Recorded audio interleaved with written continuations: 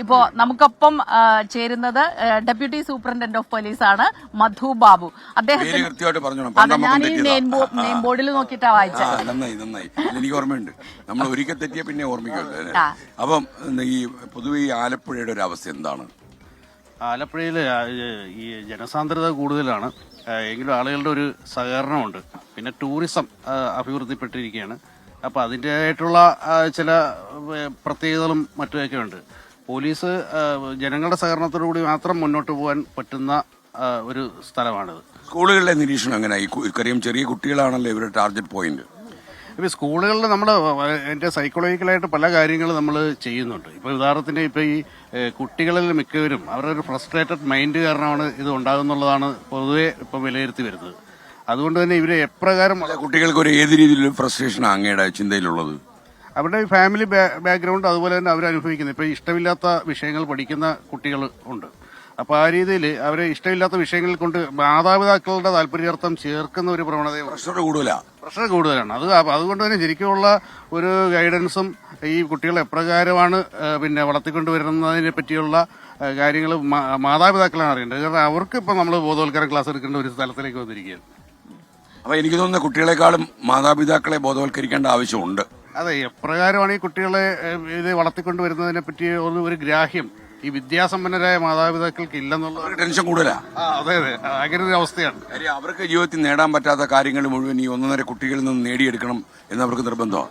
അതെ, ആ രീതിയിലാണ്. ഇപ്പൊ പഴയ രീതിയിലാണെങ്കിൽ നോക്കുകയാണെങ്കിൽ നമ്മുടെ പഴമക്കാരായിട്ടുള്ള ആൾക്കാർക്ക് അവർക്ക് എങ്ങനെയെങ്കിലും വിദ്യാഭ്യാസം ഇല്ലെങ്കിൽ തന്നെയും കുട്ടികളെ ഏത് രീതിയിൽ ഗൈഡ് ചെയ്ത് മുന്നോട്ട് കൊണ്ടുപോകുന്നതിനെ പറ്റി ഒരു ദിശാബോധം അവർക്കുണ്ടായിരുന്നു. പക്ഷെ നിർഭാഗ്യവശാൽ ഈ വിദ്യാസമ്പന്നരായ ആളുകൾക്ക് അത് ഇല്ലാതെ പോകുന്നു എന്നുള്ളതാണ് നമ്മുടെ അലട്ടുന്ന പ്രശ്നം.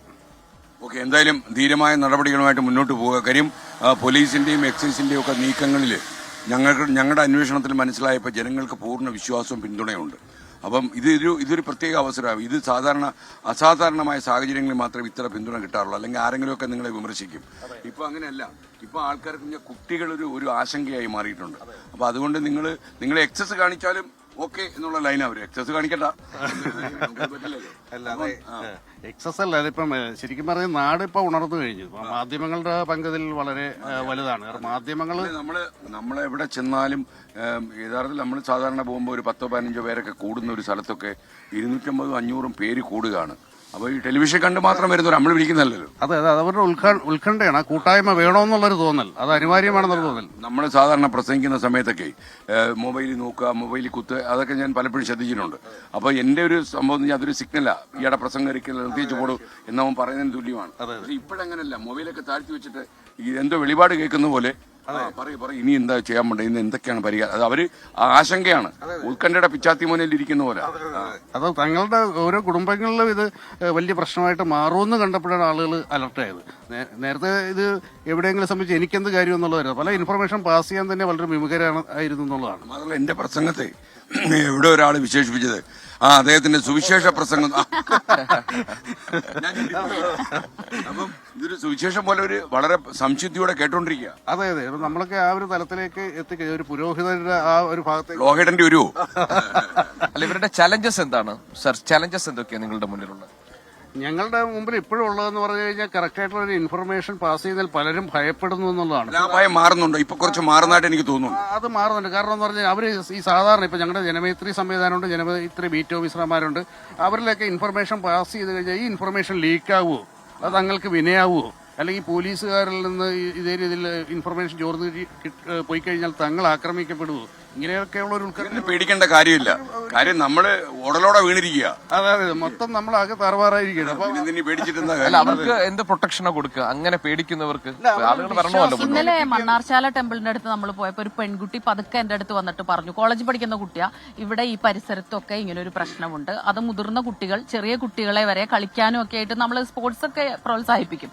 അപ്പൊ അങ്ങനെ വിളിച്ചിട്ട് വൈകുന്നേരങ്ങളിൽ കൂടുതൽ വൈകുന്നു കുട്ടികൾ, അപ്പൊ ഇവരിത് ഉപയോഗിക്കുന്നുണ്ട്. പക്ഷെ ഈ കുട്ടിക്ക് പേടിയാണ്. എന്നോട് പതുക്കെ വന്നിട്ട് അത് പറഞ്ഞത്. അതിന് എന്ത് ചെയ്യാൻ കഴിയും എന്ന് ആ കുട്ടി എന്നോട് ചോദിച്ചു. ഞാൻ പറഞ്ഞു അധികൃതരുടെ മുന്നിൽ ആ ശ്രദ്ധയിൽപ്പെടുത്താം എന്ന് പറഞ്ഞു. ഈ ഒരു പ്രശ്നമുണ്ട്, ഭയമുണ്ട്. അതെ, അത് ഈ ആളുകളെ സംബന്ധിച്ചിടത്തോളം നല്ല ഒരു സീനിയർ ആയിട്ടുള്ള ഉദ്യോഗസ്ഥര് മാത്രമേ ഈ ഇൻഫർമേഷൻ ഇത് കീപ്പ് ചെയ്യുള്ളൂ.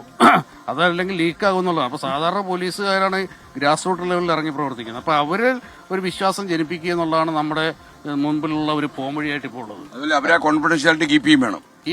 തീർച്ചയായിട്ടും നമ്മൾ അങ്ങനെ തന്നെയാണ്. കാരണം കുറേയൊക്കെ ആൾക്കാരുടെ ഉത്കണ്ഠയാണത്. അല്ല, മാത്രമല്ല ഇത് പോലീസിനും എക്സൈസിനും അതുപോലുള്ള ബന്ധപ്പെട്ട ഡിപ്പാർട്ട്മെന്റുകൾക്കെല്ലാം അസാധാരണ സാഹചര്യമായത്. കാരണം കേരളത്തിന്റെ ചരിത്രത്തിൽ ഇങ്ങനെ ഒരു അവസ്ഥ ഉണ്ടായിട്ടില്ല. അപ്പം നമ്മൾ ഈ പ്രളയം വന്ന പോലെയോ അതല്ലെങ്കിൽ കോവിഡ് വന്ന പോലെയോ ഒരു സാഹചര്യമാണ്. അപ്പോൾ ഈ സാഹചര്യം അൺയൂഷ്വൽ നടപടിയുമായിട്ട് നേരിടാൻ പറ്റും. അൺയൂഷ്വൽ സാഹചര്യമാണ്, സർക്കാർ പറഞ്ഞാൽ അൺയൂഷ്വൽ നടപടിയും വേണം. അപ്പോൾ ഈ പോലീസുകാരെന്നല്ല, ഇതിൽ പ്രവർത്തിക്കുന്ന എല്ലാവർക്കും ചില കാര്യങ്ങൾ ഒളിച്ചു വെച്ചേ പറ്റൂ. അതെ, തീർച്ചയായിട്ടും. ഇപ്പൊ അതേ രീതിയിൽ ആളുകൾ അലർട്ടായതുകൊണ്ടാണ് കൂടുതൽ കേസുകൾ ഡിറ്റക്ട് ചെയ്യും. മാത്രമല്ല ഇപ്പൊ എപ്പോഴും ഓരോരുത്തർ വളരെ നിരീക്ഷണ പാഠകമാണ്. തങ്ങളുടെ അയൽവക്കത്തുള്ള കുട്ടികൾ അല്ലെങ്കിൽ എവിടെയെങ്കിലും ആളുകളുടെ ഒരു കൂട്ടായ്മ കാണുകയാണെങ്കിൽ, കുട്ടികൾ കൗമാരക്കാരുടെ കൂട്ടായ്മ കാണുകയാണെങ്കിൽ അവർ എന്ത് ചെയ്യുന്നു, ഇങ്ങനെയുള്ള ഒരു നിരീക്ഷണമുണ്ട്. അല്ല, ഇന്നലെ ഞങ്ങൾ സംസാരിച്ചപ്പോൾ ഒരാൾ ചോദിച്ചത് പിടിച്ചു കൊടുത്തിട്ട് എന്ത് കാര്യം എന്നാണ്. അതായത് കേരളത്തിലെ രജിസ്റ്റർ ചെയ്യുന്ന കേസുകളും കൺവിക്ഷൻ റേറ്റും തമ്മിൽ നോക്കിയാൽ ഒരു ബന്ധവുമില്ല. അതെന്തുകൊണ്ടാണ് അങ്ങനെ സംഭവിക്കുന്നത്?